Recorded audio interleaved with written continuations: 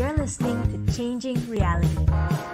Changing Reality, where we bend reality all across the world. Only on WQHS Radio. So welcome one and welcome all to another episode of Changing Reality. So if this is your first time tuning into the show, where have you been all this time? And if you're a returning member, welcome once again. We always love each and every one of you who take your time out to join us on Changing Reality here at WQHS Radio. So if you are new to the show, my name is Harsha and I am your host for today. Changing Reality is a phenomenal show that interviews amazing individuals from all walks of life, from social change makers, entrepreneurs, industry leaders, to some of the most fascinating executives that you will meet. Changing Reality is the place to be to uncover the stories of how these individuals not only manage to create change in their own lives, but do it in a way that creates ripples and waves in the lives of those around them. By uncovering these stories, hopefully we ourselves can, shorten our own learning curves by picking up little nuggets of wisdom that can help us figure out what it is that we want to do and how we can be getting there a little quicker. So this whole show came about simply because I am a huge believer in the power of stories and the power that stories has to actually change the way that we look at the world and our paths ahead. A little bit about me. Other than being your host for today, I actually run a social enterprise called Ascendance that has gone on to impact 50,000 students across 26 countries to help everyday students discover what they love doing, get real hands-on experiences, and start their own businesses while they're still in school. We do everything from exposure to experiential learning to incubation, but help students develop careers for themselves in whatever area that they are passionate about and launch that as soon as they can. And many people often ask how we're able to do that. And a large component of it is actually stories. It's been kind individuals who've been willing to take time out of their busy schedules and speak to us to share the lessons that worked for them, the things that, enable them to stand out and be who they are today, and impart that knowledge to the next generation. So I've always been a proponent of stories. It's helped, a huge part in my journey. And I've seen the impact in the many students I work with through my social enterprise. And just like that, I hope that this show for all of you watching is that same platform for you so that you can use this to explore the areas that you want to learn more about, to hear the stories that will inspire you. And also take a little page out of the book of other people who've been where you are today. So without further ado, let's move into our episode for today. As always, if you have any questions, if you are curious of, other explorations, other topics that you want to see on the show, make sure you reach out to us on email, make sure you comment below, and we'll of course try our best to take everything that we can. But into today's episode, we have a special guest who is a student herself. And for a little bit of change of pace, is going to share how, as a student, she has managed to create, global change and change in the lives of people in her own community. She has a fabulous story for us to unearth today. And without further ado, let's welcome the phenomenal co-founder and president of the Next Gen, a nonprofit that has gone out of its way to empower people in Canada, bringing together everyone from immigrant youth who struggle with adjusting to a new country to indigenous youth who are living in remote areas without access to necessities.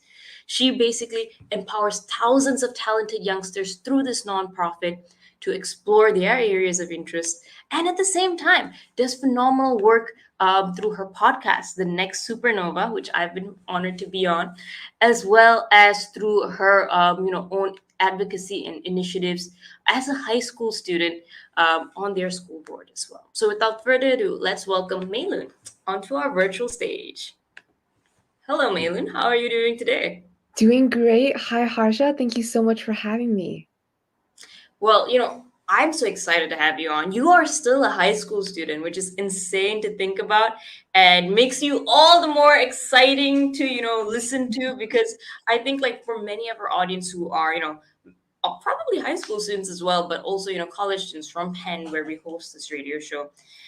It's always nice to see someone close to age and to hear, how they've been doing things differently. So hopefully you've been having a good week. I know you're in the middle of midterm season, so are Yep. you ready to get thrown through the ringer with this? Definitely. Yeah, I'm gonna be glad when this is all over for sure. I think like we're also having midterm season on campus. So I see all of the, stressed out faces, going from, I think Thanksgiving break doesn't help that much. We just finished and now we're back with like a bucket load of assignments each. So this will be our reprieve. We're all going to tune into this show and we're going to calm down listening to you and reset ourselves. But you are someone who is really inspiring. And I mentioned you run a nonprofit, you run a podcast, you help out at I think the state level at your school boards and so on.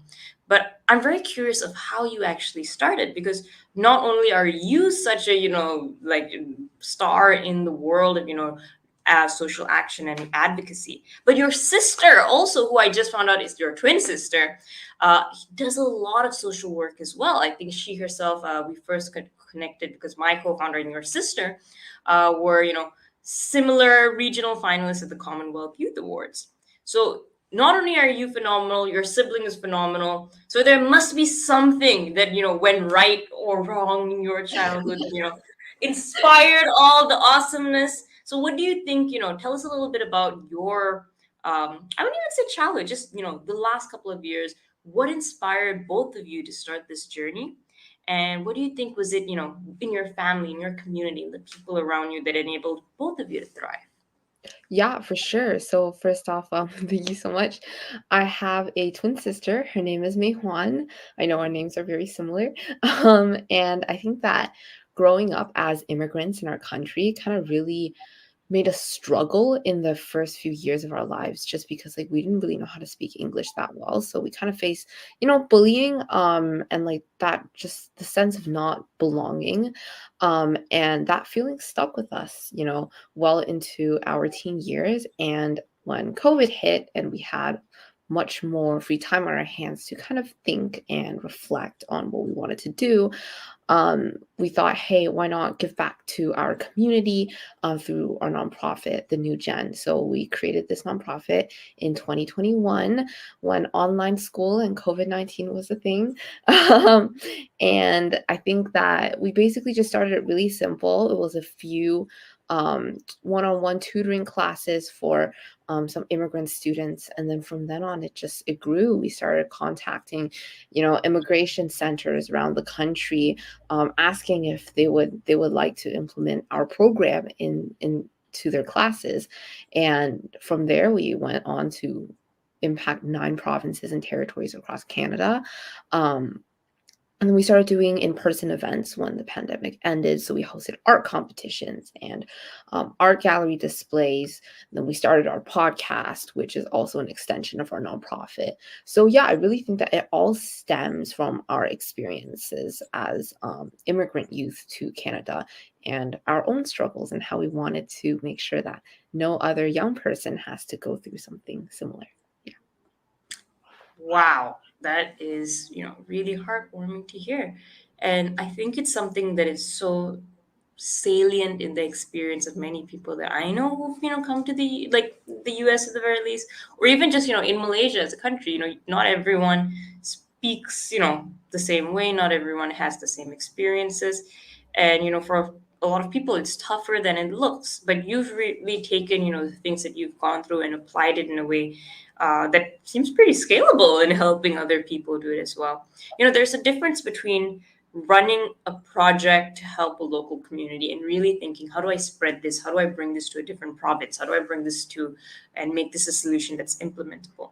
Tell me a little bit about that process. So I know, on your website, I saw there's like a form for students to like sign up, and there's a form for, tutors to sign up and kind of volunteers to sign up as well, among the many other things that you talked about. So, but even just that, initial kind of, setup, tell me a little bit about, what was the first few classes like? And how did you get the idea and kind of even the network to start building that as something that can be implemented in a different, area and a different province? Yeah, for sure. So the first few classes, I actually taught some of them. So I remember what that was like. So before we had our team of volunteers, it was really just my sister and I and a couple of other executives who taught the classes. I did creative writing.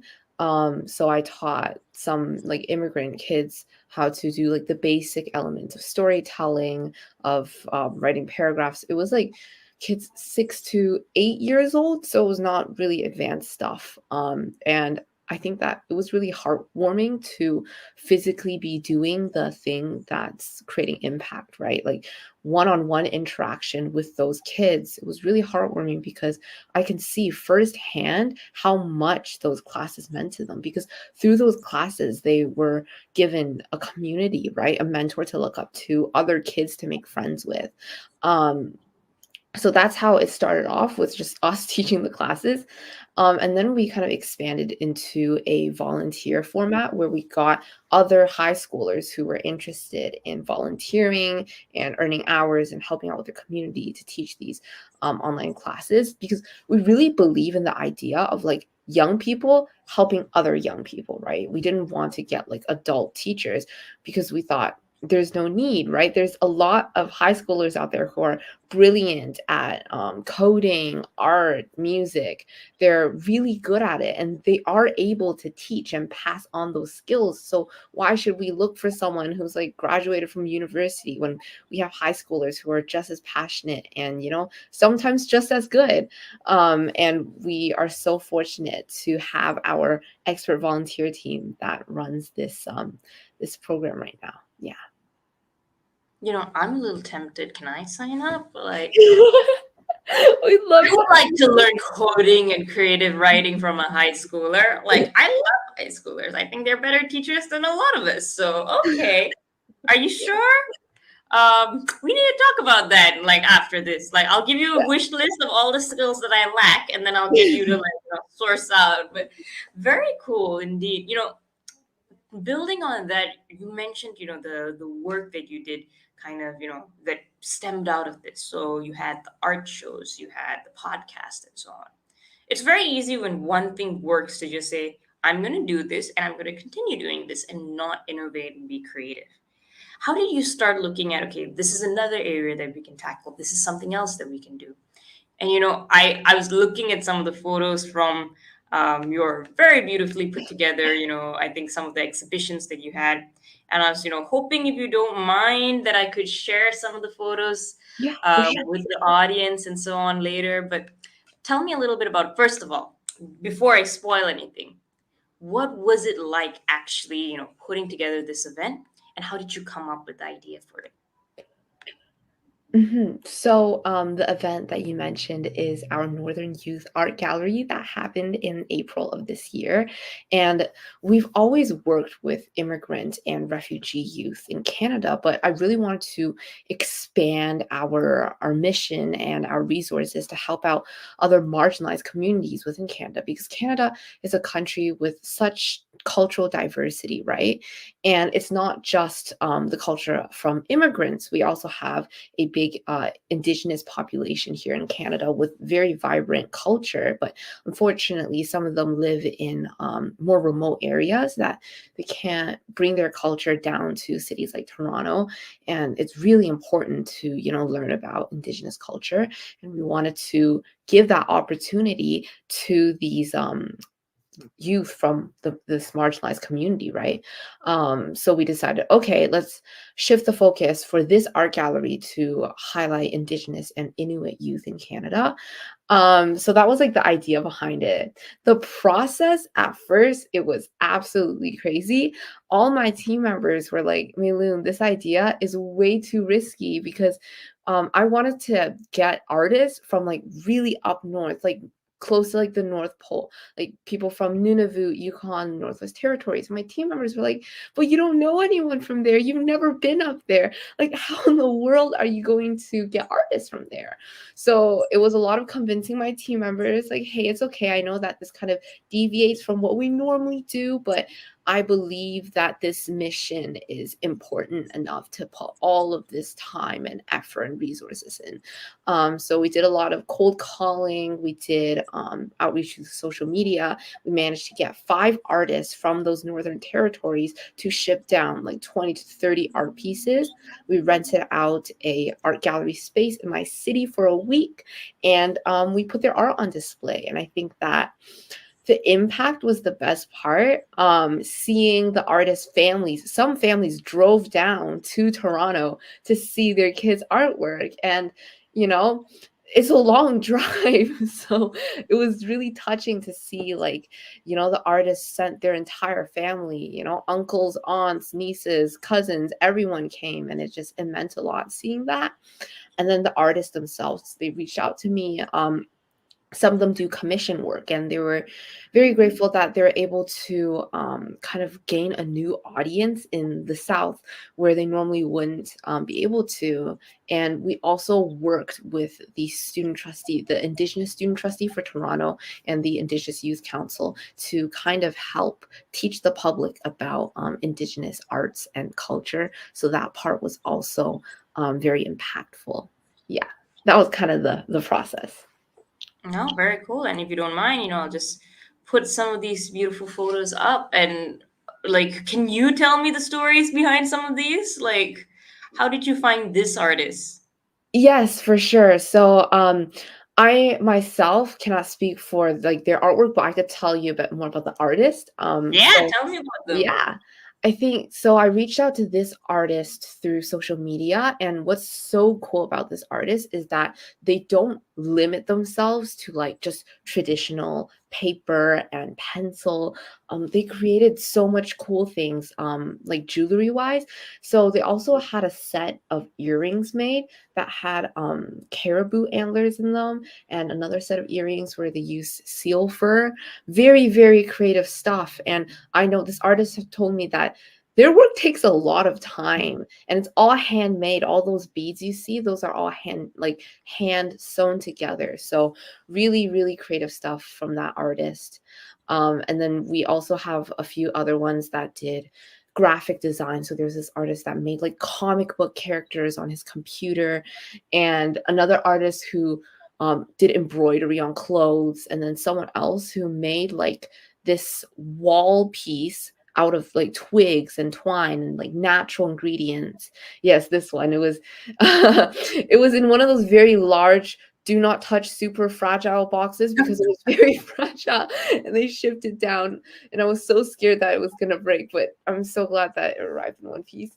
And then we also had another artist who carved stamps out of old rubber hunting boots. So they were very big on sustainability and reusable art. So their cousin didn't use like their old hunting boots anymore, so they took them and they carved it into these beautiful stamps with like rabbit engravings on them, and it's so detailed. I cannot possibly imagine doing anything similar to that. But yeah, those are some of the artists that we featured.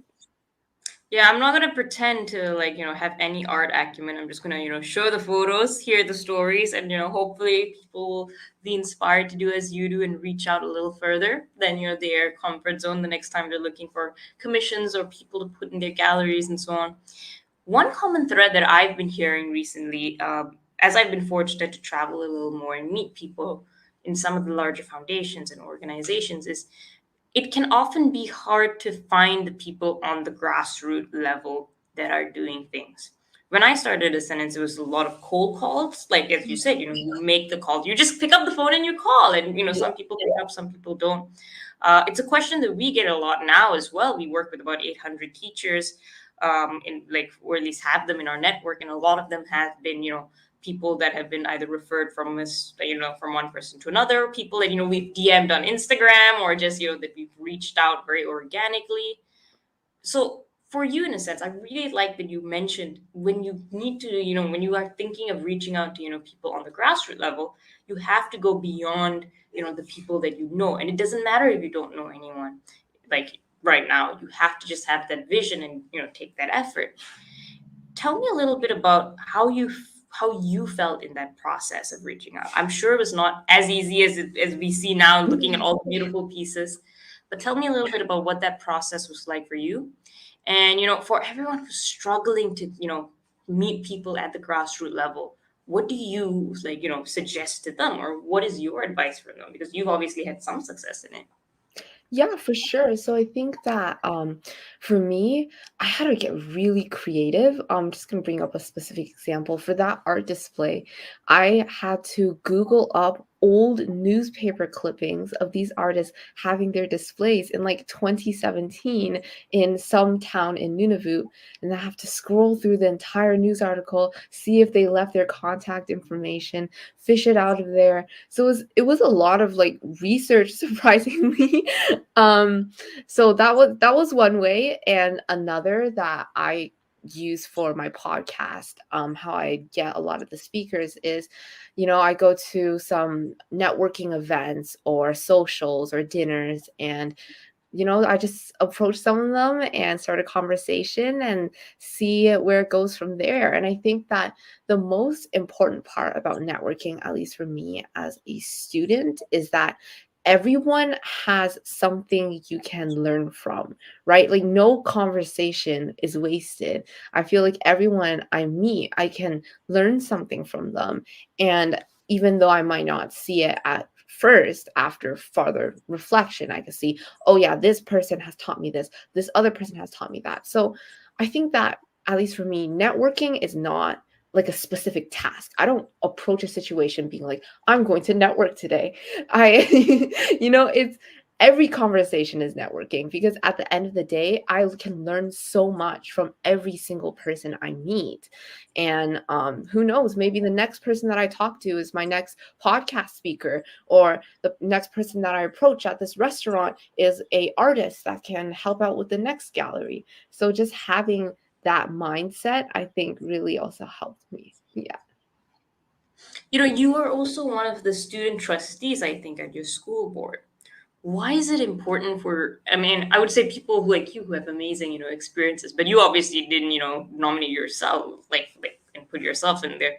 But like, why is it important for, people who have a passion to do this kind of work to also take up advocacy and trustee positions and put themselves in positions where they can have a little bit of say in places like schools and districts and, school boards even? Yeah, for sure. So, just a little bit of background. A student trustee is basically someone who sits on the school board. Basically, it's like this panel of administrators from across like schools around like a region. Um, and their job is to basically amplify student voice and student concern and bring that to the discussion table when it comes to things like policies regarding education. And first off, I'm very grateful that we have this role in Ontario, because not every province in Canada has this role, right? Usually, it's just adults making the policy decisions. They're like, why would we need some high schooler to tell us about policy in schools? But I think that high school students are the ones that are being directly impacted by every single education policy. So why shouldn't we have someone there to represent their voice and their needs and their concerns? So that's just basically what I do. And I think that it's so important to do this, because if I'm already a leader in my community and I have access to student voice, and people already come to me and talk to me about issues they'd like to see change in their school board, why not, go for a position that will actually allow me to do something about it, because at the end of the day, student voice is so much more than just saying, okay, I hear you. I believe that I have to act on it as well. And, as a student trustee, it definitely helps me bring people's ideas into action. Yeah. No, I absolutely love that. And as you said earlier, I am personally grateful that Ontario has like this position for you as well, just because, I see so many organizations who really do good work. They do amazing work, empowering the youth. It's just that seldom is the voice of their stakeholders heard in their discussions and their programming and the decisions that they make.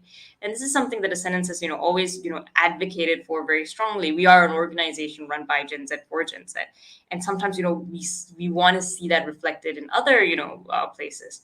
And in total, for frankness, I didn't even know that this kind of positions existed up until very recently. Where I was at a conference, and one of the attendees actually asked a bunch of nonprofits, do you have roles for youth? Do you have roles on your board for advisors from your beneficiaries who are these young engaged people? So I guess it's a step in the right direction, and I really like how you framed it for all of those people who are probably thinking if they should push a little harder to get these positions, and not just their school boards, but everywhere else that they are hoping to see change made. And hopefully they take you as an example of how that can look like. So very, very interesting. Tell me a little bit about, you are a student as well. So how is it like now, being able to chart forward what you want to do next while also balancing all of these other things that you do? I mean, student trustee, running nonprofit, podcast. I think you even played it like singing a rock band, like I read somewhere. So how do you balance, or not even balance, but integrate these different things in your life, and while at the same time now at the point making a decision for what you want in your future? Yeah, for sure. So I think that although it does get busy, especially around exam season, like right now, um, I think that, all of my extracurricular activities have actually made me a better student rather than detract from my schoolwork. And even though that kind of sounds like a paradox, because how can you get better at school when you're busy doing everything else? It it strengthens soft skills that I need to succeed at school. Here's an example, right? For my nonprofit, I have to do a lot of cold calls for sponsors. And, some people are not that happy to be asked for money. So their responses can be quite rude over the phone. And the next day, I show up to do a presentation for, let's say, my history class. While if I didn't do the cold calls for my nonprofit the night before, I might have been really scared. Oh no, like what if my classmates judge me? What if, my teacher doesn't like my presentation? But because I have that experience of like failing and being criticized in a public setting, the presentation just got 10 times easier for me because at least it was better than the response I had to that phone call last night. So that's a specific example. So in a lot of areas, it has made me a better student, time management wise as well, because being involved in the school board and running my own nonprofit, it forces me to have like a tight schedule. And because I already have a tight schedule for all of these other extracurriculars, I could just create a schedule for school as well. So it sets up for good habits as a student that I would not necessarily have if I didn't participate in all of these extracurriculars. And I think last point you mentioned my rock band, that is one of like the main reasons of how I'm able to find balance, because I think that high school is not just, academics or extracurriculars. It's also about having fun and enjoying the time when you're young and you don't have to pay rent, you live with your parents, So one of the ways that I do that is my rock band. Whenever I feel stressed or whenever I just need a break, me and my rock band, we pull up to some restaurant and we play a show. And after 2 hours of singing rock music, I am less stressed and ready to take on the day. So I think that's how I find a balance. They are my balance, basically. Yeah. I love those examples, like each one of those. I'm very curious about your Spotify Wrapped now, but other than that, I think you do a great job of not just as I said, balancing, but integrating, making sure one thing feeds into another, and really bringing together this holistic life in a sense. I always joke that we have so much more time when we're doing the things we love, and you don't have to do all of the other stuff that you don't like as much. And I think it just makes life more worth living, having all of these different experiences. So I appreciate your time. As we start to wind down, tell us a little bit about what your hopes and your thoughts are for other Gen Z who are in probably similar shoes to you. They've had some experiences that have been formative, but maybe they haven't yet figured out how to put it into, social work or a rock band or an outlet that they can channel towards the community. What's your advice for them to get started? Right. So, my advice is to just go for it. As straightforward as this sounds, I think that one of the biggest things stopping young people from exploring something they could potentially keep doing for the rest of their lives is fear. It was very scary getting on my first stage with my band, and the performance actually did not end up doing well. Um, And it was really scary starting that nonprofit with my sister because no one else that I knew has done it before. And I was so scared of failure. But as soon as I did it, I realized this is something that if I can improve on, I would like to keep doing. And I feel like young people, they can't really continue something if they didn't even start it. And as pessimistic as it might sound, there is no foul-proof solution. There is no failure-free solution, right? There is no right path. And the only way that we can find a path that fits is through exploration, which also means through constant failure. And if young people can just get over that fear and acknowledge that I am going to fail, have the mindset starting off that even if I do this today, I am going to fail, and being okay with that, that's how you find out what you're passionate about. So just go for it. Just start it. Whether that's a nonprofit, a business, a band, an art show, even whatever you're passionate about. Don't let that fear of failure stop you. Who knows what it might grow into. And to close it off, to answer your question about my Spotify Wrapped, because I'm a big music enthusiast, it's actually mostly country music. Because yeah, believe it or not, it's not all rock, to my band's disappointment, but I'm a very big country music fan. And when I sing by myself, so I do some solo stuff, I usually go with country music and an acoustic guitar. Yeah. I would not have guessed that. Okay, don't judge a person by their Spotify Wrapped, I guess. But like, okay, very cool. Well, now I regret not telling you earlier to bring a guitar and like rocking out with this on the show. But thank you so much for being on our little radio show and for sharing your thoughts and your experiences. I think it resonates so much with people who want to get started and who are probably in that journey but need a little bit of confidence, need a little bit of assurance that they can really make a change. So I appreciate your time, and hopefully you had as much fun as I did, talking to you, being on the show. Yeah, for sure. This was wonderful. I had so much fun. Thanks for having me, Harsha. All right. And with that, to our audience, thank you for tuning in for another episode of Changing Reality. My name's Harsha, and I'm your host. And as always, see you next week at Thursday at 10 p.m. again. Bye. You're listening to Changing Reality. Changing Reality, where we bend reality all across the world. Only on WQHS Radio.